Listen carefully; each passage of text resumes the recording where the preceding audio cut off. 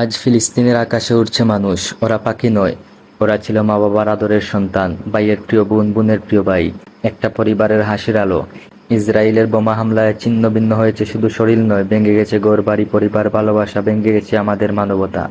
একজন শিশু যার হাতে থাকার কথা ছিল খেলনা, সে আজ ধরে আছে রক্তে মাখা মৃত বাবার দেহ। বলো, এই দৃশ্য দেখে কি করে থাকবার চুপ? আমরা কি তাহলে শুধু চেয়ে চেয়ে দেখবো, নাকি বলবো এই যুদ্ধ আমিও অংশগ্রহণ করব?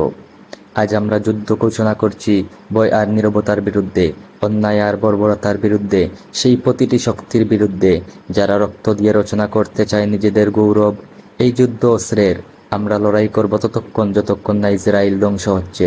এই যুদ্ধ কণ্ঠের। আমরা চিৎকার করব ততক্ষণ যতক্ষণ না পৃথিবী শুনছে। এই যুদ্ধ কলমের। আমরা লিখব ততক্ষণ যতক্ষণ না সত্য জিতবে। এই যুদ্ধ হৃদয়ের।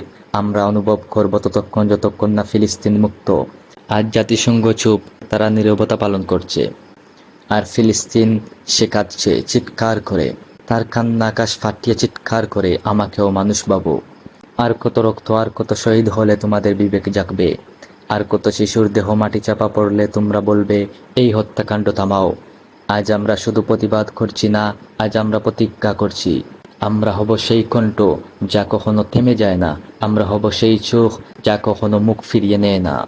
আমরা হব সেই আগুন যা অন্ধকার ছিঁড়ে বলে, আমি আছি ফিলিস্তিনের পাশে, আমি আছি মানবতার পক্ষে, আমি আছি অন্যায়ের বিরুদ্ধে।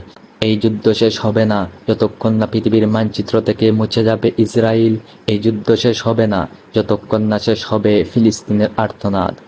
আমরা শেষ নিঃশ্বাস পর্যন্ত দাঁড়িয়ে থাকবো, জান দিব, মাল দিব, রক্ত দিব, শহীদ হব ইনশাআল্লাহ।